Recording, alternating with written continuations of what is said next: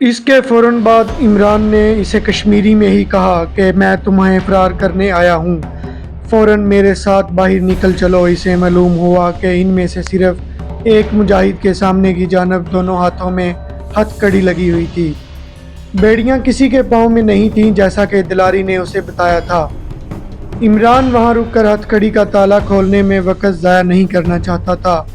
وہ دونوں کشمیری مجاہدوں کو ساتھ لے کر غار سے باہر نکلا۔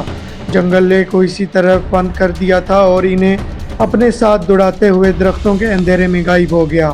راستے کا تعین اس نے ذہنی طور پر پہلے سے کر رکھا تھا، جس طرف سے وہ خود آیا تھا، یعنی جنگل کی پگڈنڈی کی طرف سے۔ وہ اس طرف نہیں گیا تھا کیونکہ اس طرف بھارتی فوجی پٹرول پارٹی سے آمنا سامنا ہو جانے کا خطرہ تھا۔ وہ دوسری طرف کے درختوں اور جھاڑیوں میں سے ہوتا ہوا بس سٹاپ والی سڑک پر نکل آیا۔ اس کے سامنے سب سے بڑا مرحلہ اس علاقے سے جلد از جلد نکلنا تھا۔ وہ اپنے ساتھی لالا دلاری کی گاڑی نہیں لایا تھا، وہ انہیں اپنے ساتھ لانا بھی نہیں چاہتا تھا۔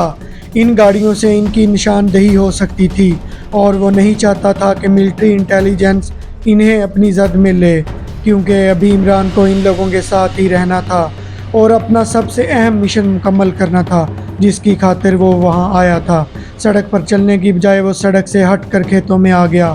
جس کشمیری مجاہد کے ہاتھوں میں ہتھ کڑی لگی تھی اسے دوڑنے میں دقت ہو رہی تھی۔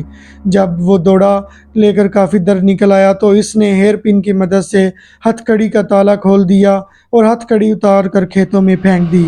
اس کے ساتھ ہی ان تینوں نے کلکتہ شہر کی طرف دوڑنا شروع کر دیا۔ وہ اس وقت تک دوڑتے رہے جب تک کہ ان کے سانس نہیں پھول گئے۔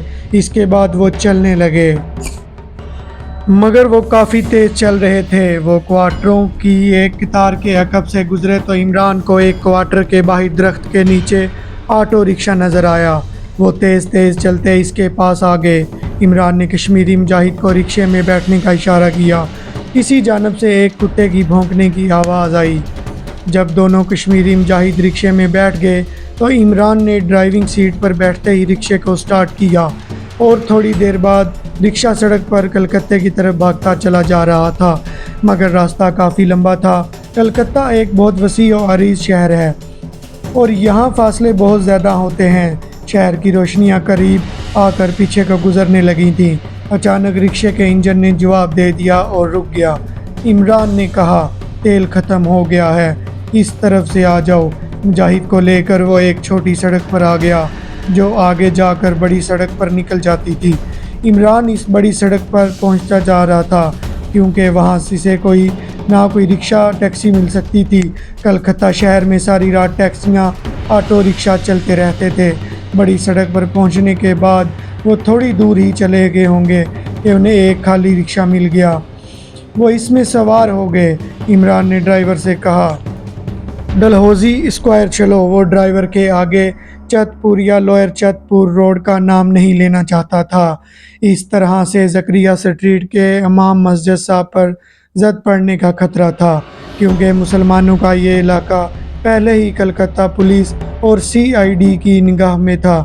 ہم نے جو زکریا اسٹریٹ والی مسجد کا نام لیا ہے تو یہ بھی ہم نے فرضی طور پہ لے لیا ہے۔